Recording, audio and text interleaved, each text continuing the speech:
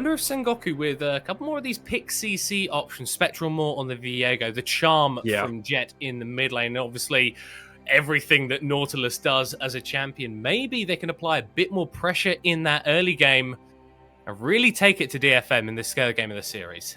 Just a little worried that realistically here, DFM can itemize pretty effectively from the damage profile coming out of Sengoku. It's a lot of AD from them here, and Jet, this is actually probably a Luden's angle. I know he won't go for it, but it's the angle for it. You want to be max damage Ari here, and honestly, to a degree, maybe Paz should just go full tank. It's a weird spot. I mean, I hate the Renekton here. Ornn would have been just giga smurfing here, but I mean, that's what they decided to go for, and let's see how it works for them. Sengoku maybe dropping the ball in draft, maybe not. Maybe they are bigger brained than us all. Oh, like, chance. It's going to have to be a strong response, though, because DFM looked on form in Game 2, and they've got a very, very similar composition this time around, just swapping out that Camille for the Urgot and the Jinx for the Aphelios, and a little bit changes in the bot lane too. But fundamentally, you've got that Nocturne TF combo. It is going to do exactly the same thing as in the previous game. Sengoku have already seen the playbook. Can they tear out some of those pages? Well, there's options there, and we are seeing the spellbook again. I mean, if it ain't broke, why try and fix it?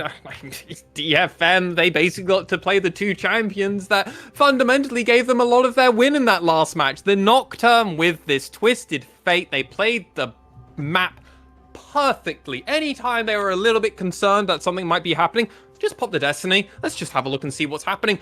Blitzcrank Psalm 3 times in a row, and it's been this lopsided every single time. DFM clearly like, maybe they're bribing him. I don't know.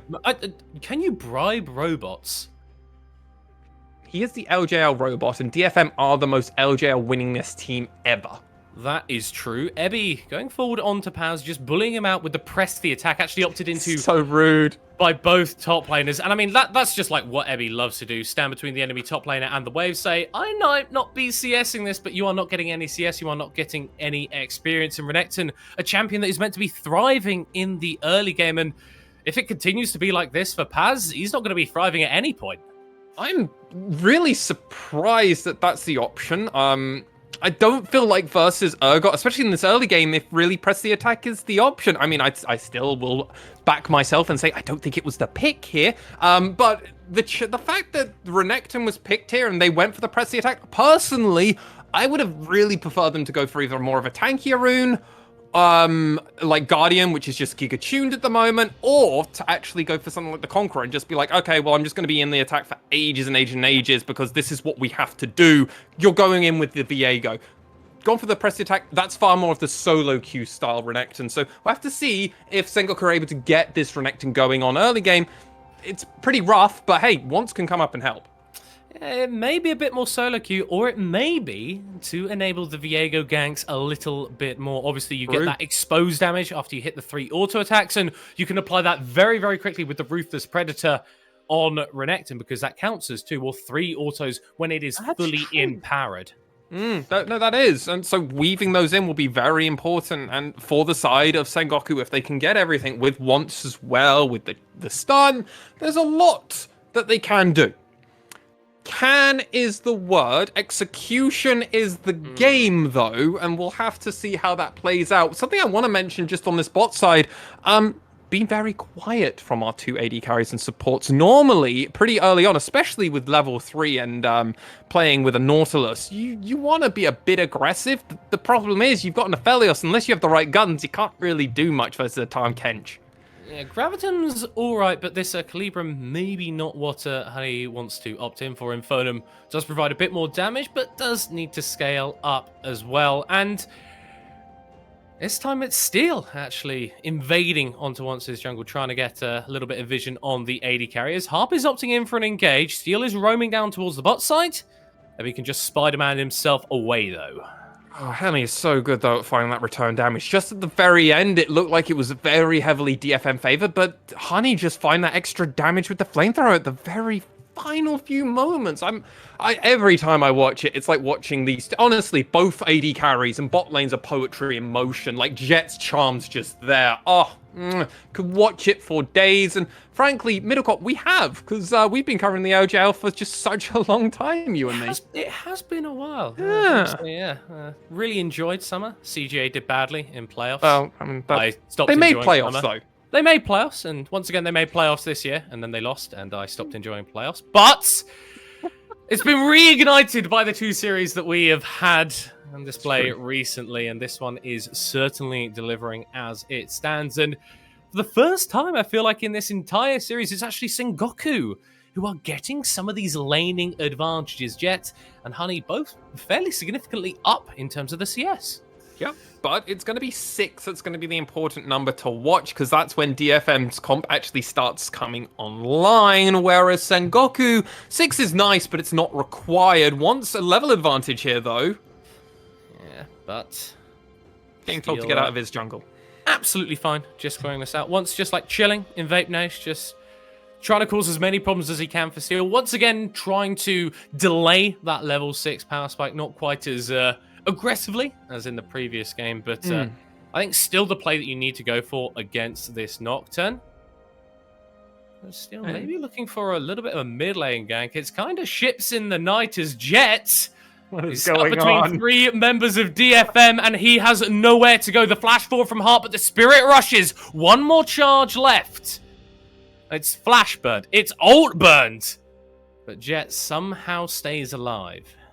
Disengage, and ultimately at the end of the day, DFM come out on top. A lot less was thrown in from them, just people-wise, numbers-wise, and ultimately Unipon was able to just rather slowly and calmly farm his wave as it just kind of came in, crashed from the turret. And because Sengoku didn't have any vision, they didn't know where all the members were till it was too late. Harp isn't able to get the kill with the dive, but I mean, they forced a lot out from Jet, so let's see if they're able to make anything else happen over these next few minutes with those cooldowns down.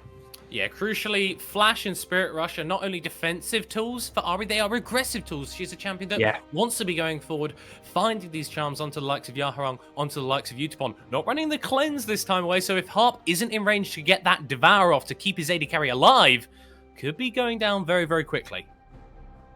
So, check in. Even CS in the top lane. It's pretty good by Paz, frankly.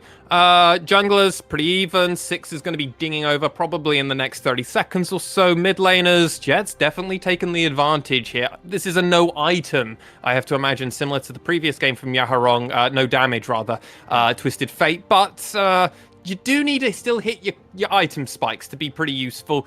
Even in the bot lane, even in the supports. This is a super even competitive game. And Rift Herald is going to be coming up, so I have to imagine both these teams are going to either look to rotate around that, or if they're going to try and fight around this dragon that's been up for a few minutes now. Yaharong was just cheating towards the bottom side of mid there, thinking about potentially roaming into bot lane as Steel and himself have both hit those level 6 marks, so the semi-global ultimates online. We'll have to track how he's able to use that proactively to get DFM some more of these early game advantages. It's been another tepid one. It's been another slow one. Neither of these teams wants to overstep. Neither of them wants to make a mistake that could cost them dearly. But we saw this in the previous game from Sengoku, and we know how it turned out. You can't go against DFM with a composition like this even into the mid game, because they will destroy you. Yeah, big 6s have come in now for DFM, so the side of Sengoku Gaming have to always be a little bit worried, and look at what's happened. The bot lane of Sengoku and the bot lane of DFM have both reset. They are pulling out, but one of these teams has global ultimate and one of them doesn't. Let's see who wins it. Well, they're all going to be converging on the top side, so engage range maybe not as important as it otherwise would be. Paranoia thrown out, not going in quite yet, as its first blood actually picked up for Harp, and the Herald for DFM. Another Abyssal Vige forwards, as that's actually Steel grabbing the kill. That's going to be a double kill for the jungler. And DFM pull the trigger around the Rift Herald and get a huge fight for it. Yeah, get the Rift Herald, get the red buff. Let's just eat everything from Sengoku. Let them eat cake, says DFM, because we'll have everything. And this is what you mentioned and alluded to, Middlecart, just beforehand. Detonation FocusMe will gladly go to the mid game, go to the late game with a comp like this because they've looked so good doing it. And this replay, I mean, mate, you called it perfectly. It was playing around this Nocturne ultimate, and then the moment they felt like they had the opportunity with the chain CC and everything and AoE damage, they just went for it and executed flawlessly. 3-0, and man, this team's so good sometimes. I tell you what, that's a pretty high value paranoia destiny combo for the first usage. Yep. That is exactly what you want to be doing, and it's a bit faster paced from DFM this time around. Once we'll respond in a little bit later with that Drake pickup. Again, not an objective that these teams have really cared about too much in this series, but could be a potential win condition for Sengoku. We never know. Steel thinking about throwing down the Herald in top lane, spamming that recall. And we'll head back to base. Probably going to be picking up the Stride Breaker fairly soon, as that's the mythic he did opt towards in the previous game. Doesn't have the dash anymore. That was removed quite a while ago. But the slow and the catch potential that it provides is very significant. I love that callback you just made, because normally when we saw the Nocturne coming out, he used to play it with the LeBlanc. But that is not the angle anymore. It's now just play it with Twisted Fate. And I really like this adaptation from the side of Detonation FocusMe. They're just like, hey, let's just find champions which combo well within a wider composition, and let's just see how this works. It's not something we see a lot in competitive league at the moment. Like, how many other regions are doing Nocturne Twisted Fate at the moment? I'm struggling to think of many teams. Yeah, a little bit of innovation. Maybe it's something that some analysts, some coaches are looking at and going to whack out at MSI. LJL has had a couple of meta-defining picks and plays over the years. Is that how you're defining Nah? Yes. Okay, that's fair. That's fair. I mean, you can define the meta, positive or negative. Let's not really make the arguments there, but it's a thing. It's a thing. Yeah, I mean, we were doing the hyper carry meta bot lane well before the global meta was, and then honestly, the fact is that's kind of bled into our region just having a stacked bot lane. Like, honestly, 6, 7, even to a point. Yeah. I'm sorry, V3. But 780 carries were all definitely having stellar performances, and our region in general is pretty stacked when it comes to 80 carries. Oh, they're insane.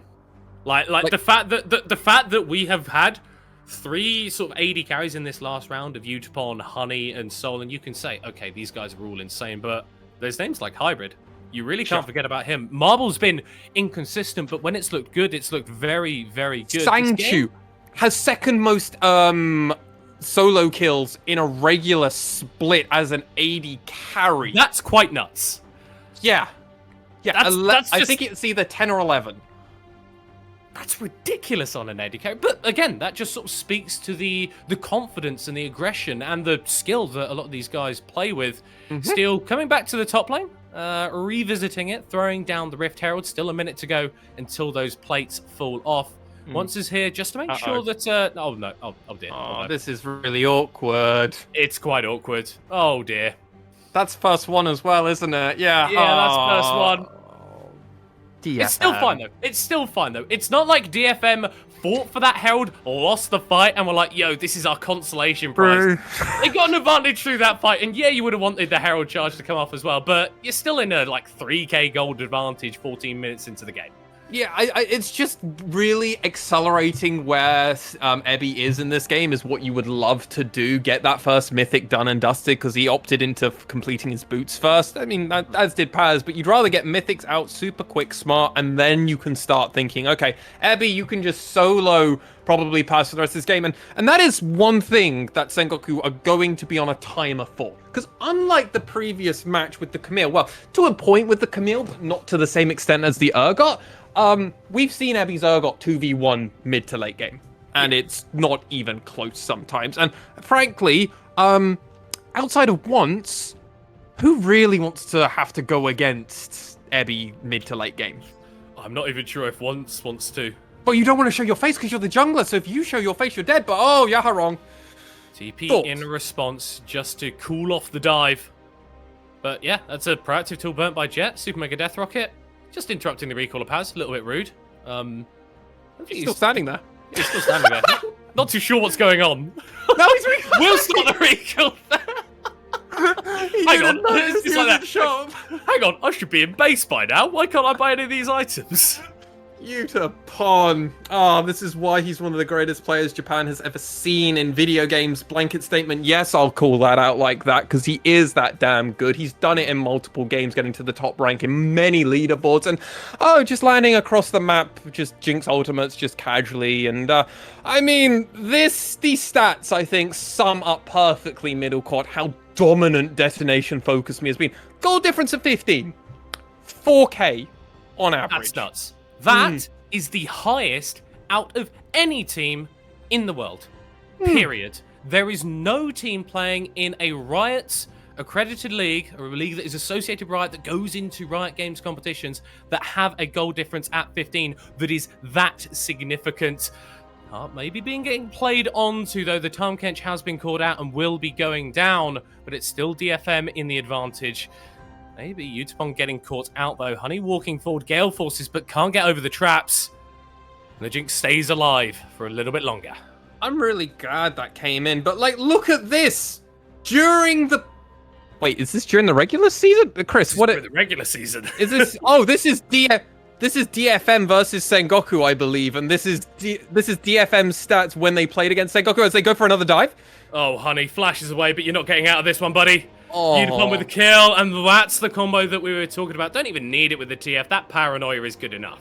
But I want to just go back to this graphic once again, because that was lovely done by DFM. In their previous series, in their best of series, normally 5k, almost 5k ahead. Sengoku definitely don't allow that. If you just look at the gold lead at the moment. Yes, though, Detonation FocusMe have had definitely a pretty decent advantage with First Bloods. They've got 2 out of the 3, so no longer 100%. Their first tower rate, though, has been pretty solid, and they've been able to keep that, I believe. But first to 3 is really where you want to kind of understand it, because it just shows the momentum that Detonation FocusMe are typically able to do. That's the thing. First tower is an alright statistic, but it can be kind of misleading because maybe you're engaged in objectives trades that actually favour the opposing team. But first to 3 towers, that is indicative of your ability to snowball your advantages to keep the game going. We did just see Rift Herald picked up there. And chat, I kind of want to ask you, does this one actually hit a tower? We're getting yays, we're getting yeps or no's? I don't know. Are we getting sad face no's, or are we getting yes faces, or I don't know. I'm interested. But as we have a look at the gold, there is a slight disparity starting to come out between these two teams now. And the one I want to highlight is 500 gold lead currently on Yutapon. That's not a huge one, but it's micro small edges where you start getting a few hundred gold ahead of the enemy AD carry. That's when you start hitting that second, third, more likely item spike. Potentially a team fight ahead of the other AD carry, and that's where it will make a difference. Oh, Jet is getting played onto here. This will dive forward from Harp. Steel was waiting in the wings with the paranoia as well, but DFM choose not to pull the trigger. They are rotating all 5 members towards this mid lane, and I think this Herald is going to be getting a charge, and it might just secure the tower as well. No wave to play with, and Sengoku also on the collapse. Yeah, DFM had that Herald summoning, but they didn't quite stack it up with all of them joining together at the same time, so it didn't work brilliantly, but hey, the theory was still at least there, and they did get the crash. So all of you that said yes in chat, well done. I wasn't looking at chat. I don't know if anyone actually said yes in chat. I have no idea, mate. Me too. No I'm kind of we're both commentating over this game, so yeah, I'm not watching this game on Twitch right now. That is true, unfortunately. Other people are, though. And I think they're enjoying it. I hope they're enjoying it. Because it has been a bit of a banger. And despite the gold lead that DFM have built for themselves... Yeah, 4K. 4K. Looking at those dragons, Lexi. Bit more in Sengoku's favour. Yaharong locking in the gold card and able to CC chain Jet and get rid of that aggression, as it's actually Paz being played onto now by Steel. Forces the flash away from the Sengoku top laner, and mid lane tower has been secured. Destiny also being used by Yaharong here. A little bit surprising to use it beforehand, before this dragon is going to be coming up. Obviously, in about a minute, they're probably not going to have that cooldown. They will have the paranoia, thankfully, by that time. But a little bit surprising. My assumption is they wanted to see if Yaharon was actually going to be collapsed on, because in all fairness, like 3 of the members of Sengoku just weren't on the map or weren't on any vision, and they had actually just reset and they were actually coming back out their base. So I can kind of see the theory crafting. Sengoku, though, backing at the right time. Honey isn't, though. This dragon, if Detonation FocusMe prep for it as it spawns, he's going to be away from the team fight. Yeah, but as it stands, it's actually NT and Once pairing up, securing vision in the river, taking out that control ward in the pixel, throwing 1 over the wall to spot out DFM as they make their ingresses towards the pit. Cloud Soul on the Rift, not quite as exciting as some of the other ones that we've had over the course of the split.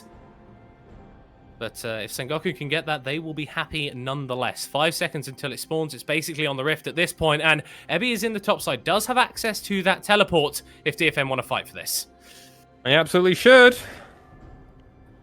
But that fear just lands on NT, and then he buffered it, almost looked like, with like a Hexa Flash or his Q, which was kind of cool to see. Ebby is TPing in after just prepping that wave top. Paranoia thrown out, guard card thrown down, the damage into NT! He's got nowhere to know. Harp finds the engage as it's the fear beyond death onto Honey. That was sweet from Ebby. Oh, the knock-up as well from Harp there was glorious to watch. DFM supremacy, I'm all here for it. While I'm a Honey worshipper, that was gorgeous by Detonation FocusMe, and they're looking for more objectives. They got the jungler, so they can take this Baron middle cop. Yeah, 3 dev Sengoku, only the solo lanes currently on Summoner's Rift, and with Jet running from platform and Paz going to collect a bot lane wave, I think there is a general recognition that this Baron is gone. Sengoku, they needed to go for this. They needed the pressure that Cloud Soul point can provide, but DFM executed once again excellently. I mean, part of the issue here is that Once got taken down so low, but then it's this knock up onto Honey, and the whole team just immediately try and use any and all damage. That fear beyond death, because he got taken so low, does the execute, and Honey didn't get to do much of anything. He even used his cleanse there, but he didn't have his flash up. He was locked in the Q animation. He was mid-cast, and that meant that Harp could just catch him with the edge of the Abyssal Dive. It really is these millimeters, these single unit plays that can be so impactful, and Sengoku have overstepped in the top lane once, isn't going to be able to escape, and NT is going to suffer a similar fate. Guys, you stood up strong in game 1. You showed tenacity in the best of 5 versus Rascal Jester. You are better than this, Sengoku. That's a little bit disappointing, but sometimes the wheels do fall off, and you've got to just look to next game. I think that's where Sengoku should feel right now. It's not over. The fat lady is not singing. She is definitely prepping her voice, though, bless her. Or maybe it's Tom Kench, as he is the devil of temptation, really, in the Legends of Runeterra lore, from my understanding. So maybe he's singing a rather jaunty southern tune at this moment in time, because Sengoku, it's looking a little dire for you. Awful indeed, as the slow connects onto NT, and that is his flash gone. Another ultimate, the fear beyond death, onto 2, as Ebby is actually taken low, but eaten up by Heart to keep him alive. He's so good, man. Honey, Gale forcing forward. He wants to carry, but he can't do it. The gold card, the stun, the death, the kill for Utapon. And I don't think we're even going to reach 25 minutes, as DFM are going to push through for the win. They've got to make sure they get that average game time back down against Sengoku Gaming, Little Cot. That's why. Yeah, Paranoia onto the fountain, shut down onto Steel as NT is back on the Rift. Low health bars actually for DFM and Jet. If he's able to find a single kill, can just reset through. So, the game is not over yet, but it is in a horrible spot for Sengoku. Paz has the TP when he respawns, but there's nothing for him to TP to. No, there's not. This is fantastically, obviously, all of this is brilliantly done. Harp is honestly the player to watch throughout all of this, because Ebby tanks the turret, gets charmed, immediately tries to do the Abyssal Dive, and then he just eats Ebby immediately, as you mentioned in the cast. So Ebby wasn't tanking anymore with that shield as well, survives through, and that gold card from Yaharong with the flash as well to make sure. Fantastically done. Now, DFM, we don't need a dive. And that was a little bit of a boo-boo decision they decided to make. I think they could have probably got the 2 towers and then maybe considered if they want to stay or not. The paranoia didn't have to get used to actually go on to Jet. So that kind of worked for Sengoku a little bit. But breathing room with 12k gold down, virtually, in a way. 11k at this moment in time after a 4k Baron power play. This is feeling a bit over and done unless we can find multiple, I don't know, disconnections? Well, the game needs to go on for another 20 minutes at least for Sengoku, I think. That's step 1. I don't know how they get there, but they'll figure it out. I'm not sure. I'm not sure they will, Lexi, because DFM have kind of turned up to play here in game 2 and game 3. A little bit of potentially anger at how poorly game 1 went for them, but they are on form. This is what we expected. This is why so many of us predicted a 3-0 on the desk. Utapon doesn't even get taken to half HP by the Moonlight Vision, and will be able to heal up with that Legends Bloodline as well. Top lane tower obviously gone. Paz collecting in the mid. Super Mega Death Rocket fired at as Jet is actually going to be the target, but it's Heart being played onto. He's taken out, and maybe there's a reset here for Sengoku. Maybe there's something for the Viego to find, but of course not. Steel with the paranoia into the backline. Yaharong's there as well. Paz turning up with the Dominus, trying to scare them away, but that Crocodile is looking like a lizard at the moment. He can't do anything. Yeah, I think that's a little gecko from the Geico commercials, Middlecott. I'll be real with you there. And that Gecko is not a formidable opponent, but DFM well and truly are still overstepping, but DFM could just focus down the Nexus. Utapon throwing out the autos in game 3 goes to DFM. 26-22 will be the final time, I believe, for that match for